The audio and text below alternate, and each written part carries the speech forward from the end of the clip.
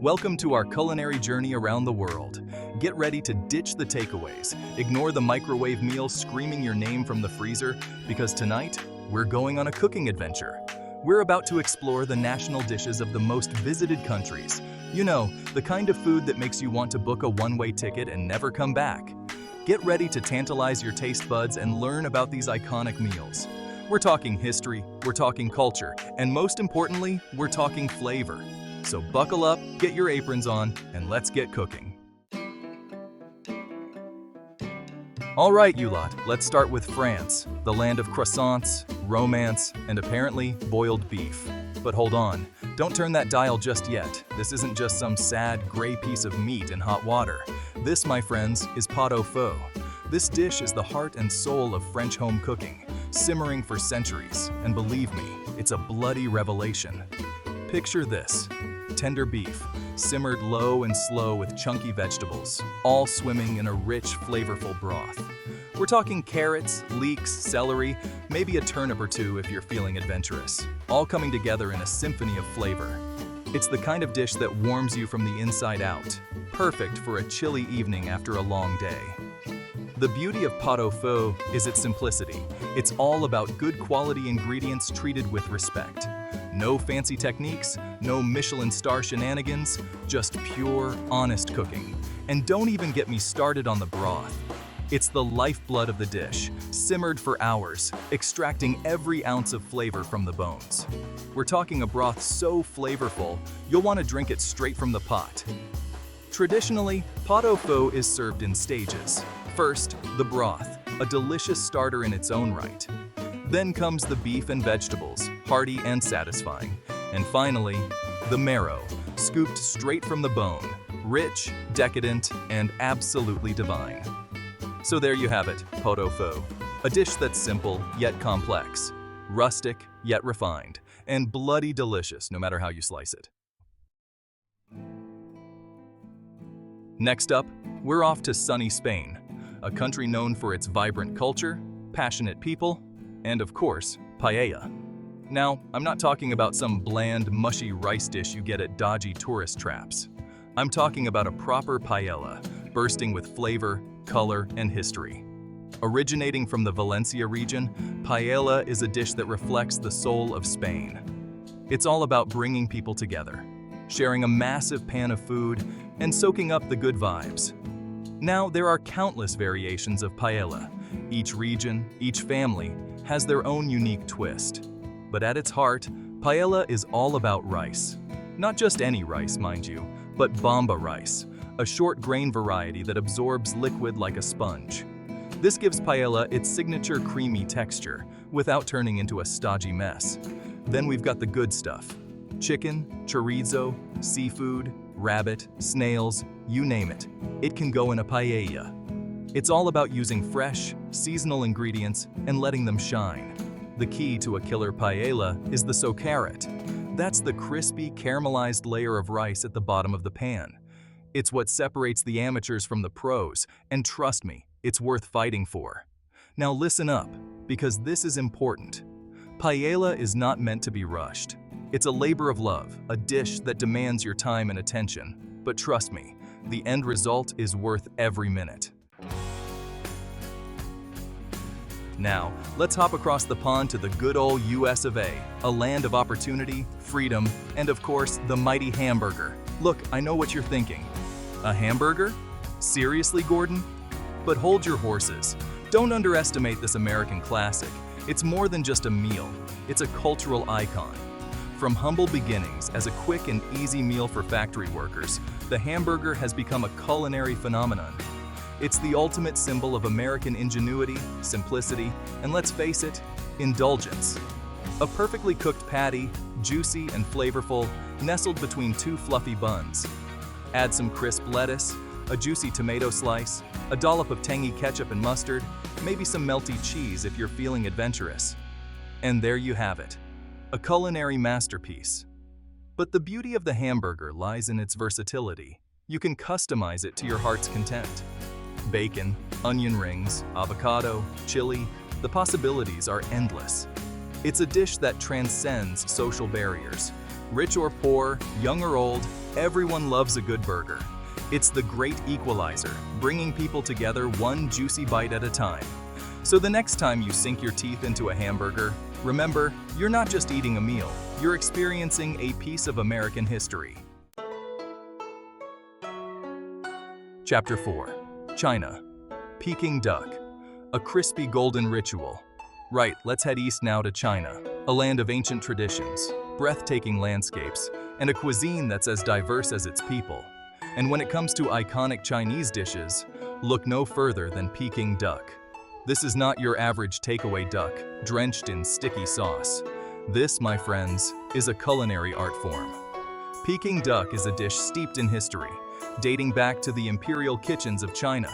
It was a dish reserved for emperors and high officials, a symbol of wealth, luxury, and refined taste. The preparation of Peking duck is a meticulous process, a true testament to the skill and dedication of Chinese chefs. The ducks are specially bred, fed a carefully controlled diet, and then air-dried for days to achieve that signature thin, crispy skin.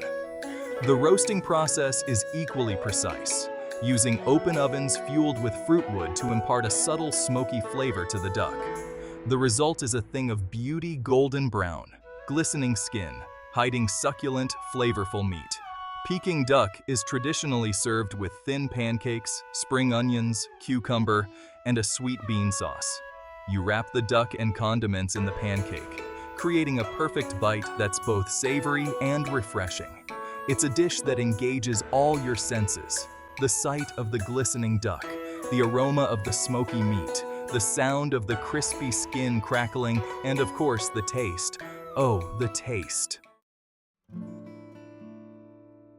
Chapter 5.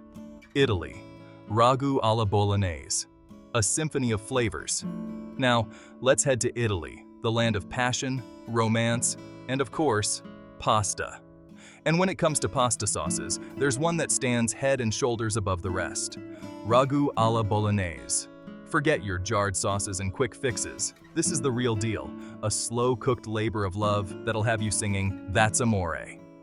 Hailing from the culinary capital of Bologna, Ragu alla Bolognese is not just a sauce, it's an institution. It's the kind of dish that's been passed down through generations, each family guarding their own secret recipe like a prized possession. Now, let's talk ingredients. We're talking finely chopped vegetables, onion, celery, carrot, gently sweated in olive oil until soft and sweet. Then comes the meat, a mix of beef and pork browned to perfection, adding depth and richness to the sauce. And then there's the magic touch, a splash of red wine simmered until it reduces and intensifies in flavor, adding a layer of complexity that'll blow your mind. Tomatoes are added, but sparingly. This isn't your average marinara sauce. The tomatoes are there to enhance, not overpower the other flavors. Milk is added, slowly simmered until it creates a velvety texture that coats the pasta like a dream. Ragu alla Bolognese is a dish that demands time and patience. It's not something you can whip up in 30 minutes. This is slow food at its finest, simmered for hours until the flavors meld and deepen, creating a symphony of taste that'll transport you straight to the heart of Italy. Chapter 6. Turkey. Kuru fasulye. A humble bean stew with a rich history. All right, let's journey now to Turkey, a land where East meets West, a melting pot of cultures and cuisines. And when it comes to Turkish comfort food, look no further than kuru fasulye. Don't let the simplicity of this dish fool you. It's a true testament to the fact that the most humble ingredients can create something truly extraordinary. Kuru fasulye, which translates to dry beans, might sound simple. And well, it is. But that's the beauty of it. It's a dish that celebrates the purity of flavor, using just a handful of ingredients to create a symphony of taste. At its heart, kuru fasulye is a simple bean stew. White beans, usually cannellini or navy beans, are simmered slowly with onions, tomatoes, and a touch of tomato paste. That's it. No fancy spices, no complicated techniques, just pure, unadulterated flavor. But don't let the simplicity fool you. The key to a good kuru fasulye lies in the details. The beans are soaked overnight, allowing them to plump up and soften, ensuring a creamy texture. The onions are cooked low and slow, almost caramelized, adding a subtle sweetness to the stew. And then there's the Turkish touch. A generous drizzle of olive oil, infused with paprika, adding a vibrant red hue and a smoky depth of flavor that elevates this humble stew to new heights. Kuru fasulye is often served with rice, a perfect accompaniment to soak up the rich, flavorful broth. It's a dish that's both hearty and comforting, perfect for a cold winter's day or a light summer supper. Chapter 7. Mexico, Mole. A celebration of flavors. Hold on to your hats because we're heading south to Mexico, a land of vibrant colors, bold flavors, and a culinary heritage that's as rich and complex as its history. And speaking of complex, let's talk about mole, a sauce that's so much more than just a condiment. It's a culinary masterpiece, a symphony of flavors that'll tantalize your taste buds and leave you wanting more. Now, mole is not for the faint of heart.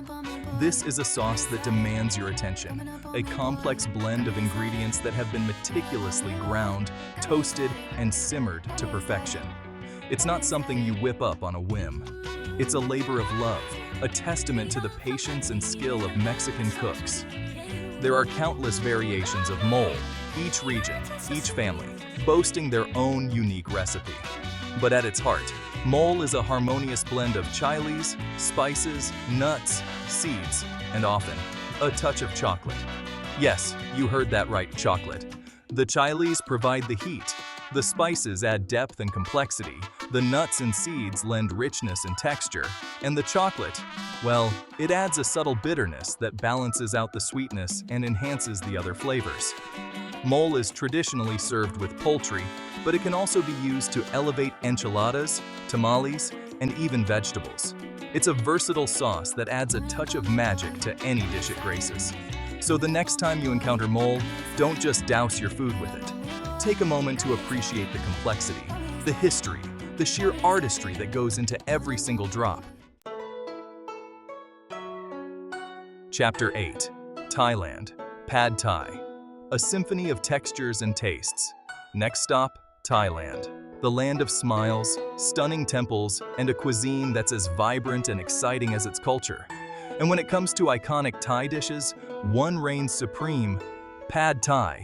It's the ultimate street food, a harmonious blend of sweet, sour, salty, and spicy, all coming together in a single dish that'll blow your mind. Now, Pad Thai is all about balance. It's a dish that plays with your taste buds, hitting you with a burst of flavor in every single bite. Sweet, sour, salty, and spicy, all dancing on your tongue in perfect harmony. The base of Pad Thai is, of course, noodles. Flat rice noodles, stir-fried to perfection, achieving that perfect balance of soft and chewy. Then comes the protein, usually chicken, shrimp, or tofu, adding a savory element to the dish. But the real magic of Pad Thai lies in the sauce. A blend of fish sauce, tamarind paste, palm sugar, and chilies, creating a symphony of flavors that's both complex and addictive. And let's not forget the toppings. Fresh bean sprouts, crunchy peanuts, a squeeze of lime, and a sprinkle of cilantro, adding texture, freshness, and a final burst of flavor that takes Pad Thai to the next level. Pad Thai is a dish that's best enjoyed fresh, the noodles still steaming, the aromas filling your senses. It's a culinary adventure, a journey to the heart of Thai cuisine that'll leave you craving more. Chapter 9. Germany. Sauerbraten. A slow-cooked classic. Right, let's head north now to Germany. The land of beer gardens, fairy tale castles, and a cuisine that's as hearty and comforting as its people. And when it comes to German comfort food, there's one dish that stands out: Sauerbraten. This is not your average pot roast. This is a dish with history, a dish that's been perfected over generations, a true testament to the German love of slow-cooked goodness. Sauerbraten, which translates to sour roast, might sound a bit intimidating, but trust me, it's anything but. The sour refers to the marinade, a tangy blend of vinegar, wine, and spices that tenderizes the meat and infuses it with incredible flavor. Traditionally, Sauerbraten is made with beef, but you can also use venison, pork, or even rabbit. The meat is marinated for days, allowing the flavors to penetrate deep into every fiber. This is not a dish for the impatient. After marinating, the meat is browned to perfection, then braised low and slow in the marinade, along with onions, carrots, and gingerbread spices. Yes, you heard that right, gingerbread spices. They add a subtle sweetness and complexity that perfectly balances out the tanginess of the marinade. Sauerbraten is typically served with potato dumplings or red cabbage, hearty accompaniments that soak up the rich, flavorful gravy. It's a dish that's meant to be enjoyed in good company, a true celebration of German hospitality. Chapter 10. England, Chicken Tikka Masala, a delicious fusion story. All right, let's finish our culinary journey in England, a country known for its rich history, diverse culture, and, let's be honest, a bit of a love-hate relationship with its food.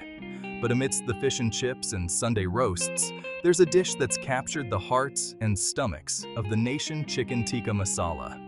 Now, I know what you're thinking. Chicken tikka masala in England?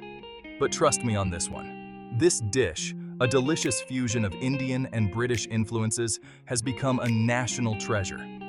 The origins of chicken tikka masala are a bit of a mystery, with various claims and legends surrounding its creation. Some say it was invented in Glasgow, Scotland. Others claim it originated in Birmingham, England.